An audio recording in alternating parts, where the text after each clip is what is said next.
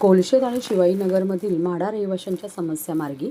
कोलशेत येथील म्हाडाच्या इमारती, शिवाईनगर येथील म्हाडा इमारतीने लेआउट आणि लीज करार, आनंदनगर येथील स्वामी समर्थ मठ आदी प्रश्नांबाबत आमदार संजय केळकर यांच्या पुढाकाराने शासकीय विश्रामगृहात म्हाडा अधिकारी आणि रहिवाशांसोबत संयुक्त बैठक घेण्यात आली. या बैठकीत श्री केळकर यांच्या स्पष्ट सूचनांनंतर अधिकाऱ्यांनी सकारात्मक भूमिका घेतल्याने रहिवाशांना दिलासा मिळाला आहे.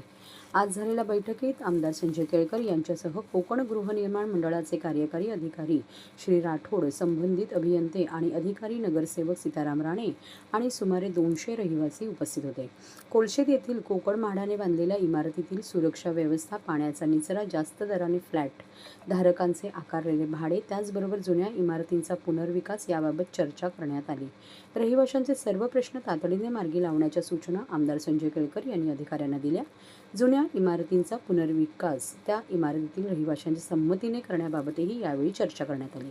या प्रकरणी अधिकाऱ्यांनी तात्काळ निर्णय घेऊन रहिवाशांना मदत करण्याची सूचनाही आमदार केळकर यांनी दिली.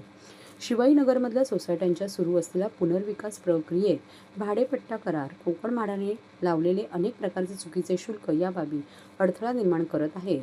अकृषिक कर रद्द होऊनही त्याची अवास्तव बिले पाठवण्यात आल्याने भाडे कराराची प्रक्रिया रखडलेली आहे.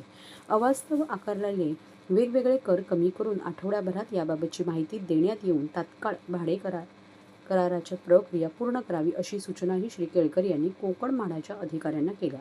याबाबत अधिकाऱ्यांनी सकारात्मक प्रतिसाद दिल्याने शिवाईनगरमधील रहिवाशांचा भाडे करार करण्याचा मार्ग आता मोकळा झाला आहे. लवकरच याविषयी सर्व सोसायट्यांना त्यांनी भाडे करार करण्यापूर्वी किती रक्कम भरायची आहे आणि कशा प्रकारे भरायची आहे याची संपूर्ण माहिती पुढच्या आठवड्याभरात देऊन त्यांचे भाडे करार तात्काळ करण्यात येईल, असे आश्वासन कार्यकारी अधिकारी राठोड यांनी दिले आहे.